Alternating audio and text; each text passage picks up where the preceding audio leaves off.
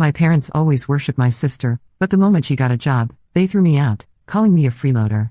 The next day she walked into her new office, smirking, "Are you here begging for a maid job?" I met her gaze smiling. "No, I'm here to hand you your termination letter." Her face drained of color. As she stumbled back, growing up in the Martinez household, I learned early that love came with conditions, and apparently, I never met them. My name is Jessica, and for 26 years, I lived in the shadow of my younger sister Sarah. She was the golden child, the one who could do no wrong, while I was perpetually the disappointment. Sarah was born when I was 4, and from that moment, it felt like I ceased to exist in my parents' eyes. She was 24 now, having taken 6 years to finish her communications degree at community college due to changing majors multiple times and taking breaks to find herself. Every milestone, every achievement, every breath she took was celebrated like she'd cured cancer. Meanwhile, my accomplishments were either ignored or somehow twisted to highlight how Sarah would do it better. When Sarah learned to walk, Mom called it everyone she knew. When I graduated summa cum laude from college, Dad asked if Sarah might want to consider that same school someday. When Sarah got her driver's license, they bought her a brand new Honda Civic. When I got mine, they handed me the keys to our 15-year-old Toyota with a broken air conditioner and told me I was lucky to get anything at all. The favoritism wasn't subtle. It was glaringly obvious to everyone except my parents, who seemed genuinely confused whenever I brought it up. "We love you both equally," Mom would say, right before asking me to move my college graduation party because it conflicted with Sarah's high school dance recital. I tried everything to win their approval. I excelled academically, graduating with a degree in business administration while working 2 part-time jobs to pay my way. I was responsible, never caused trouble, helped around the house without being asked. None of it mattered. Sarah could fail 3 classes and get grounded for sneaking out, and she'd still be their precious angel who was just going through a phase. After college, I moved back home temporarily while job hunting. The plan was to save money for a few months, then get my own place. I landed a position at Morrison & Associates, a mid-sized consulting firm, within 6 weeks. It wasn't glamorous, but it was a stepping stone. I worked in their HR department, handling everything from recruitment to employee relations. What my parents didn't know was that I'd thrown myself into my work with the same dedication I'd applied to everything else in life. Within 2 years, I'd been promoted twice. By year 3, I was the senior HR manager. By year 5, I was director of human resources. I was good at my job, really good. I had an eye for talent, could spot problematic employees from a mile away, and had streamlined our hiring process to be both efficient and thorough. But at home, I was still just Jessica, the daughter who couldn't do anything right. Even when I contributed a fair amount to household expenses and helped with groceries, my parents acted like I was doing the bare minimum. They never asked about my actual responsibilities at work or seemed interested in my career progression. Meanwhile, Sarah coasted through community college, changing majors 4 times, funded entirely by Mom and Dad. The breaking point came on a Tuesday evening in March. I was 28, had been living at home for 5 years since graduating college at 23, and had just received another promotion with a substantial raise. I was finally ready to move out and had been apartment hunting. I came home excited to share the news about my promotion and my plans to find my own place. Instead, I walked into what felt like an intervention. Mom, Dad, and Sarah were sitting in the living room, all wearing serious expressions. Dad gestured for me to sit down, his face grave like he was about to deliver news of a terminal illness. "Jessica, we need to talk," he began, his voice heavy with disappointment. "You're 26 years old. You've been living in this house for 5 years and frankly, we're tired of supporting you." I blinked, confused. "Supporting me?" "Dad, I pay rent. I buy my own food. I pay for my own car insurance and cell phone. I even help with utilities." Mom shook her head dismissively. "That's not enough anymore. Sarah just got a job at Sterling & Associates as a marketing coordinator. She's showing real initiative, real growth. She's ready to be independent." My stomach dropped. Sterling & Associates. I knew that company well. They were a mid-sized marketing firm that occasionally partnered with consulting companies like ours on larger projects. Sarah had been hired there? She'd finally finished her degree just 8 months ago and had been job hunting since. "That's great for Sarah," I said carefully, "but I don't understand what that has to do with me." Sarah leaned forward, her face lit up with that familiar smug expression she'd worn since childhood. "It means, Jess, that while you've been hiding in your safe little HR job, some of us are actually ambitious. Some of us are willing to take risks and aim higher." The irony was suffocating. I'd been promoted to director level while she was just starting as a coordinator, but somehow she was the ambitious one. Dad nodded approvingly at Sarah. "Exactly. Sarah's showing us what real drive looks like. She's not content to just settle." "Settle?" The word came out sharper than I intended. "I've been promoted 4 times in 5 years. I manage a team of 12 people. I make more money than both of you combined." The room went silent. I'd never told them about my salary or my level of responsibility. In their minds, I was still the entry-level worker who'd moved back home after college. Mom waved her hand dismissively. Money isn't everything, Jessica. It's about growth, about pushing yourself. Sarah's willing to start fresh, to prove herself in a competitive environment. And I'm not? When was the last time you challenged yourself? Sarah asked, her voice dripping with condescension. When was the last time you took a real risk? You've been at the same company for 5 years, Jess. That's not career growth, that's stagnation. I felt the familiar sting of being misunderstood, but this time it was accompanied by something else, anger. Real, burning anger. They had no idea what I'd accomplished, no interest in learning about my actual life, but they were ready to judge me based on their ignorant assumptions. You know what, I said, standing up, you're right. I have been too comfortable. Too safe. Dad nodded, looking pleased.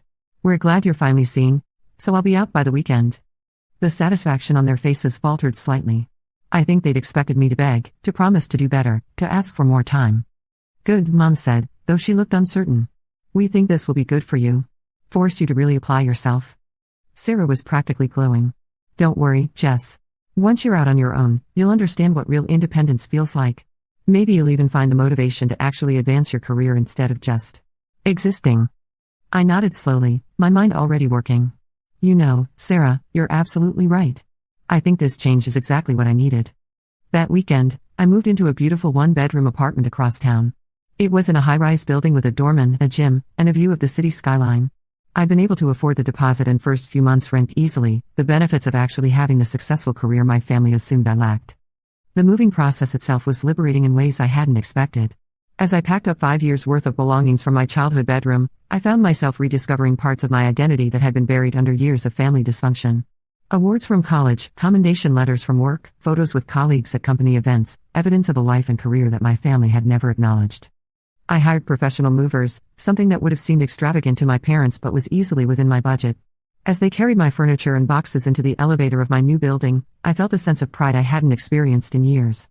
This wasn't just an apartment, it was proof of my independence and success. The first night in my new place, I ordered expensive sushi and opened a bottle of champagne I'd been saving for a special occasion. Sitting on my new couch, looking out at the city lights, I realized this was the first space in my adult life that was entirely mine. No family photos featuring Sarah prominently while I lingered in the background, no award ceremonies I wasn't invited to attend, no conversations that somehow always circled back to Sarah's latest accomplishment. On Sunday evening, I got a text from Sarah, "Hope you're not struggling too much in whatever tiny place you found. Remember, it's never too late to work harder." I didn't respond, but I did take a photo of my view and saved it to my phone. Maybe someday I'd share it, but for now, I was content knowing the truth. The next morning, I woke up in my own space for the first time in 5 years and felt genuinely excited about the day ahead. No tiptoeing around the house to avoid family drama, no listening to Sarah complain about her job search over breakfast, no pointed comments from Dad about my lack of ambition. At work, several colleagues noticed my improved mood.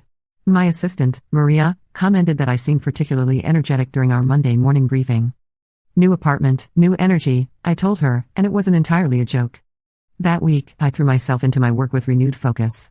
I had 3 major projects underway: restructuring the HR department for a tech startup, conducting executive searches for a manufacturing company, and developing a comprehensive employee retention program for a nonprofit organization.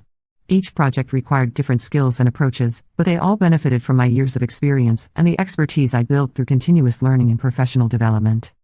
The irony wasn't lost on me that while my family saw me as stagnant and unambitious, I was actually juggling multiple high-level consulting projects that other HR professionals in the city would kill for. I built relationships with executives at dozens of companies, earned certifications in organizational psychology and change management, and developed a reputation for solving complex personnel problems that other consultants couldn't handle. One of my favorite projects that week involved helping a family-owned business transition from their founding generation to the next. The dynamics reminded me painfully of my own family's situation: older generation assumptions about capability, younger generation frustration with being underestimated, sibling rivalries that threaten business operations. But in this case, I was able to facilitate conversations that led to understanding and productive change. I wondered if there was a consultant who could fix my family dynamic, though I suspected it might be too late for that. By Thursday, I'd received 2 new client inquiries and a call from a headhunter asking if I'd be interested in a VP position at a Fortune 500 company. I politely declined the headhunter. I loved my current role and the variety of challenges it provided, but the call reminded me just how far I'd come in my career. That evening, I decided to treat myself to dinner at a high-end restaurant downtown. As I sat at the bar, enjoying a perfectly prepared salmon and a glass of expensive wine, I overheard a conversation between two women about work-life balance and career advancement. One was complaining about feeling stuck in her job, about family members who didn't understand her ambitions, about the difficulty of being taken seriously in a competitive field. I wanted to tell her that sometimes the people who should support you most will be the last to recognize your worth, but that it doesn't make your accomplishments any less real. Instead, I finished my meal and headed home to my beautiful apartment, grateful for the peace and clarity that came with finally living authentically. Friday morning brought an unexpected email from my college alumni association. They were nominating me for their Young Professional Achievement Award based on recommendations from colleagues and supervisors. The nomination form required detailed information about career progression, community involvement, and professional accomplishments. As I filled it out, I was struck by how impressive my resume looked on paper. Multiple promotions, significant increases in responsibility, recognition from industry peers, involvement in professional organizations. It was the career trajectory of someone who had been anything but stagnant or unambitious. I submitted the application and sent copies to a few professional mentors who had supported me over the years. Their responses were overwhelmingly positive, with several commenting on how much I'd accomplished at such a young age. One mentor, Dr. Patricia Williams, who had been my organizational psychology professor in graduate school, wrote back, "Jessica, I've watched many students build their careers over the years, but few have shown the combination of strategic thinking, emotional intelligence, and professional integrity that you've demonstrated. You should be very proud of what you've built." The validation felt good, but it also highlighted how isolated I'd been from people who actually understood and appreciated my work. My family's dismissal of my career had made me question my own achievements, even when external evidence clearly showed I was succeeding beyond most people's expectations. Monday morning came, and I arrived at Morrison & Associates early, as usual. I had a busy day ahead. We were in the middle of reviewing several new client contracts, and I needed to assess our staffing capabilities for the upcoming projects. Around 10 a.m., my assistant knocked on my office door. "Jessica? There's someone here to see you. Says it's about a staffing inquiry for one of our new clients." I looked up from the contract I was reviewing. "Did they schedule an appointment?" "No, but she says it's urgent." "Something about Sterling & Associates?" My blood went cold. Sterling & Associates. Sarah's new company. "Send her in," I said, my voice steady despite the way my heart was suddenly racing. A minute later, my assistant returned with a middle-aged woman in a sharp business suit. She had short gray hair and the no-nonsense demeanor of someone who'd spent decades in corporate management. "Ms. Martinez? I'm Linda Chen, Vice President of Operations at Sterling & Associates. I apologize for dropping by without an appointment, but we have an urgent situation." I gestured to the chair across from my desk. "Please, sit. How can I help you?" Linda sat down, her expression grim. "We've recently hired someone for our marketing coordinator position about 3 weeks ago, and frankly, it's becoming clear that we made a mistake. The hire was, well, let's just say the person responsible for the hiring decision may have been influenced by factors other than qualifications." I kept my face neutral. "That's unfortunate. How does Morrison & Associates factor into this?" "We've heard excellent things about your HR consulting services, particularly your expertise in damage control and personnel transitions. We need to handle this termination carefully. The employee in question has already made some concerning comments about lawsuits and discrimination, despite the fact that the termination is purely performance-based." My mind was spinning. "Sarah?" They were talking about Sarah. "What kind of performance issues are we discussing?" I asked professionally. Linda sighed. "In her 3 weeks with us, she's missed 6 days of work, called in sick 4 times and simply no-showed twice. When she has been present, she spent most of her time on personal phone calls or social media. She's submitted 3 project proposals, and all of them contained significant plagiarized content. The most recent one was almost entirely copied from our competitor's website." I nodded thoughtfully. "And you need assistance with the termination process?" "Exactly. We need to ensure everything is documented properly, that we follow all legal requirements, and that the transition is handled professionally. We'd also like your firm to handle the termination meeting itself. Sometimes it's easier when it comes from a neutral third party." This was it. The universe was handing me the most perfect revenge on a silver platter. "I think we can definitely help you," I said. "When would you need this handled?" "Ideally tomorrow. We can't afford to let this situation continue, and frankly, the other employees are starting to notice the disparity in work quality and attendance. We'd prefer to handle this first thing in the morning when she typically arrives, around 9 a.m. when she shows up at all." After Linda left, I sat in my office for a few minutes, processing what had just happened. Sarah, the ambitious one, the one who was showing real initiative, was about to be fired from her first real job for being lazy and dishonest. And I, the supposed underachiever, the freeloader, the one who was just settling, was going to be the one to deliver her termination letter. The cosmic justice was almost too perfect to believe. I'd spent years watching Sarah coast through life while being praised for her potential, while my actual achievements were dismissed as playing it safe. Now reality was catching up with both of us in the most dramatic way possible. I called my assistant Maria into my office. "I need you to reschedule my 3 p.m. meeting with the Hartwell Group. Something urgent has come up with a Sterling and Associates consultation." Maria nodded efficiently. "Should I push it to tomorrow morning?" "Yes, first thing. And I'll need you to prepare a complete termination package, all the standard documents, plus we'll need to customize everything to match Sterling's policies and procedures." As Maria left to handle the scheduling changes, I opened my computer and began researching Sterling and Associates more thoroughly. I'd heard of them, of course, they were one of our main competitors in the consulting space, but I wanted to understand their corporate culture, their recent projects, and most importantly, how they ended up hiring someone as clearly unqualified as Sarah appeared to be. What I discovered was interesting. Sterling had recently landed several major clients and was expanding rapidly. Unlike what I'd initially thought, they weren't really a direct competitor, they focused more on marketing and brand development, while we specialized in organizational consulting. They occasionally partnered with firms like ours on larger projects, which explained why they'd reached out to us for HR support. I also found Sarah's LinkedIn profile, which she'd apparently updated recently to reflect her new position. Her summary was full of buzzwords about dynamic marketing solutions and innovative brand strategies, but it was clear from her work history that she'd never actually implemented any such strategies. Her previous experience consisted of a summer internship at a local nonprofit and a part-time job at a clothing store during college. Somehow, she'd managed to parlay that into a marketing coordinator position at a major consulting firm. The more I researched, the more I understood how this situation had developed. Sterling was growing fast, Sarah had probably interviewed well, she'd always been charming when she wanted to be, and they'd made a hiring decision based on potential rather than proven ability. It was a classic mistake that I'd seen dozens of companies make over the years. I spent the next few hours preparing meticulously. I reviewed Sterling and Associates' employee handbook, researched their HR policies, and drafted all the necessary termination documents. Everything had to be perfect, professional, and legally sound. But as I worked, I found myself thinking about the broader implications of what was about to happen.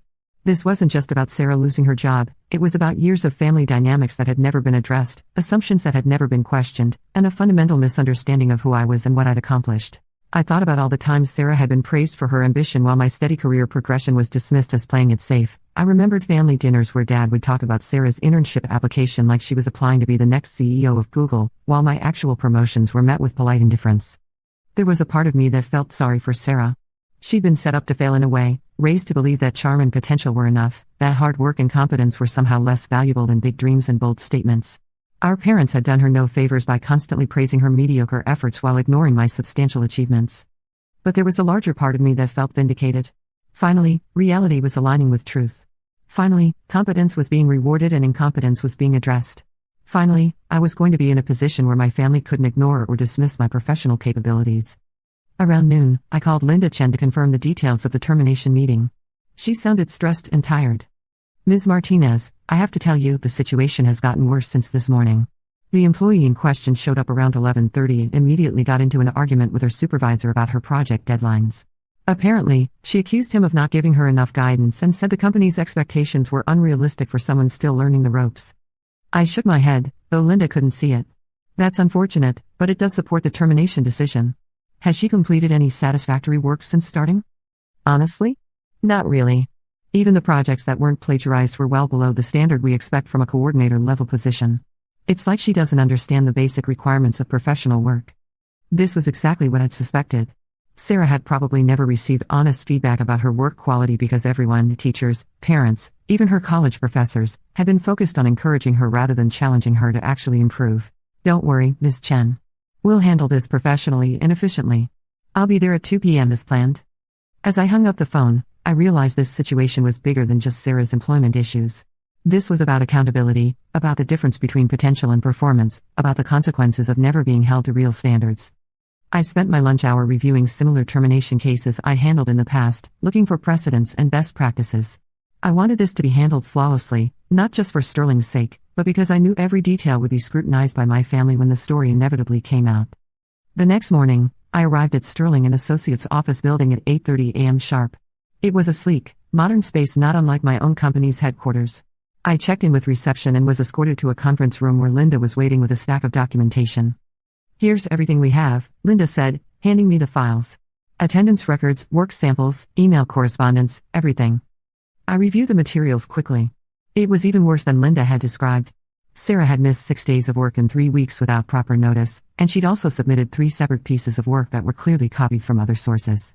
Her email communications with colleagues were unprofessional at best, and she'd apparently spent multiple afternoons on the phone arranging personal matters while sitting at her desk. This is definitely grounds for immediate termination, I confirmed. The plagiarism alone would be sufficient, but the attendance and professionalism issues create a clear pattern. Linda nodded. Should we call her into the conference room? Yes, but let me handle the conversation. I'll need you present as a witness, but I'd prefer to lead the discussion. A few minutes later, Sarah walked into the conference room. She was wearing a stylish dress that I recognized as one she charged to Mom and Dad's credit card, and she had the confident stride of someone who believed she was untouchable. She stopped dead when she saw me. Jess? Her voice was surprised but still carried that familiar condescending tone. What are you doing here? Are you here begging for a maid job? I met her gaze, smiling calmly. No, Sarah. I'm here to hand you your termination letter. The color drained from her face completely. She actually stumbled backward a step, her hand reaching out to steady herself against the doorframe. What? What are you talking about? She stammered. I gestured to the chair across from me. Please, sit down. We need to discuss your employment status at Sterling & Associates. Sarah's eyes darted between me and Linda, confusion and panic replacing her earlier smugness. I don't understand. Jess, what is this? Some kind of joke? This is not a joke, I said, my voice professionally neutral. I'm Jessica Martinez, Director of Human Resources at Morrison & Associates. Sterling & Associates has contracted our firm to handle your termination due to multiple performance and conduct violations. Sarah sank into the chair, her hands visibly shaking. Termination? But I just started. There must be some mistake. I opened the file in front of me. According to the documentation provided by Sterling & Associates, you've been absent from work 6 times in 3 weeks without following proper notification procedures. You've submitted work that contains significant plagiarized content, including entire paragraphs lifted verbatim from multiple competitor websites. Your email communications have been unprofessional, and multiple colleagues have reported that you spent substantial work hours on personal phone calls and social media. That's not. Sarah's voice trailed off. She knew it was all true. Linda spoke up for the first time since Sarah entered the room. Ms. Martinez, I want to be clear that this decision is based solely on job performance and professional conduct. It has nothing to do with personal relationships or any other factors. Sarah's head snapped up. Personal relationships? What does that mean? Jess, did you do this? Did you get me fired? I didn't get you fired, Sarah. You got yourself fired. I'm simply here in my professional capacity to handle the termination process. The reality was finally sinking in. Sarah's face went through a series of expressions: confusion, disbelief, anger, and finally, something I'd never seen from her before, genuine fear. But I need this job, she whispered. Mom and Dad. They're so proud. They think I'm finally. What am I going to tell them? For a moment, I almost felt sorry for her. Almost. Then I remembered every dismissive comment, every time my achievements were minimized, every instance of being called lazy or unambitious while working my ass off to build a career. You'll figure it out, I said calmly, sliding the termination paperwork across the table. You'll need to sign these documents acknowledging receipt of your termination notice. Your final paycheck will be processed according to company policy, and you'll need to return any company property immediately.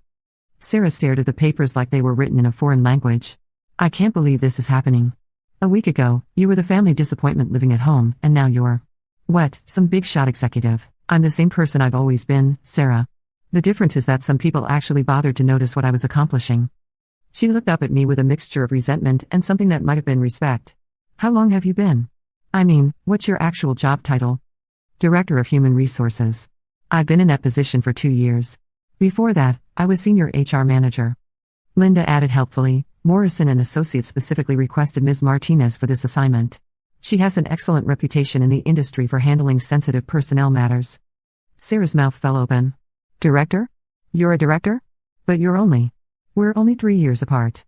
Age doesn't determine capability, I replied. Work ethic, competence, and professionalism do. The words hung in the air. Sarah signed the termination papers with a shaky hand, gathered her few personal items from her desk, and left the building without another word. As I drove back to my office, I felt a complex mix of emotions. There was satisfaction, certainly, the karmic justice was almost too perfect to believe. But there was also sadness. This hadn't really been about Sarah, not entirely. It had been about years of being undervalued, misunderstood, and dismissed by the people who should have supported me most. That evening, I was just settling into some takeout Chinese food and a Netflix documentary when my phone started ringing. Mom. Jessica, We need to talk. Her voice was strained, none of the usual warmth she reserved for conversations about Sarah. What's going on? Sarah came home today. She was let go from her job. I'm sorry to hear that. There was a pause. She said you were there. She said you were the one who. Jessica, what exactly do you do for a living? I took a deep breath. For 5 years, I'd been living at home while they assumed I was barely scraping by in some entry-level position. They'd never asked for details, never shown interest in my work, never bothered to learn about my actual career progression. I'm the Director of Human Resources at Morrison & Associates. We're a consulting firm that specializes in organizational development and personnel management. Another long pause. Director? Jessica, that sounds like a management position. It is. I manage a team of 12 people and oversee all HR functions for the company and our clients. Our clients? We provide HR consulting services to other companies. Today, Sterling & Associates contracted us to handle a termination. I was assigned to the case because I specialize in sensitive personnel transitions. The silence stretched on for so long I wondered if the call had dropped. Finally, Mom spoke, her voice much quieter than before. Jessica, why didn't you ever tell us about your job? Your real job? The question hit me harder than I expected. When would I have told you? When you were asking me why I wasn't more ambitious like Sarah. When Dad was explaining how Sarah's entry-level position showed more initiative than my safe little HR job. When you were kicking me out for being a freeloader. We didn't kick you out. We just thought. You thought I was a disappointment. You thought I was lazy and unambitious and content to just coast through life. You never asked about my work, never showed interest in my achievements, never bothered to learn what I actually did for 40 hours a week. Mom was quiet for a moment. Sarah says you make a lot of money. I do fine. She says your apartment is nice. It's comfortable. Another pause. Jessica, I think we owe you an apology. We didn't realize. You didn't realize because you never asked. For 5 years, I lived in that house contributing financially while you assumed I was barely getting by. I got promoted 4 times and never mentioned it because every conversation about work turned into a lecture about how I should be more like Sarah. We just wanted you to reach your potential. What do you think I've been doing? The frustration I've been suppressing for years finally bubbled over. I've been working my ass off since the day I graduated college. I've built a successful career from the ground up. I manage budgets, personnel decisions, and strategic planning for multiple companies. I'm respected in my industry and sought after for my expertise. But none of that mattered to you because it didn't fit the narrative you'd created about who I was supposed to be. The phone was quiet except for the sound of Mom crying softly. Your father and I? We're very proud of Sarah for getting that job. We bragged about her to everyone. But now she's. And you were the one who. I was doing my job, Mom. A job I'm good at, a job I've worked hard to excel in, a job that apparently none of my family knew existed. Can you come over? Tonight? I think we need to talk. All of us. I looked around my apartment, my beautiful, spacious apartment with its city views and modern amenities, paid for by the successful career my family had never bothered to learn about. I don't think so. Not tonight. Please, Jessica. We were wrong. We see that now. You were wrong about a lot of things. But me losing my job isn't what made you wrong. You were wrong the whole time, and it took Sarah's failure for you to even consider the possibility. The conversation ended shortly after that. Over the next few weeks, my parents called several times, each conversation a little more apologetic, a little more aware of how badly they'd misunderstood the situation. Sarah, to her credit, eventually found another job, a smaller company, lower pay, but she seemed to be taking it more seriously.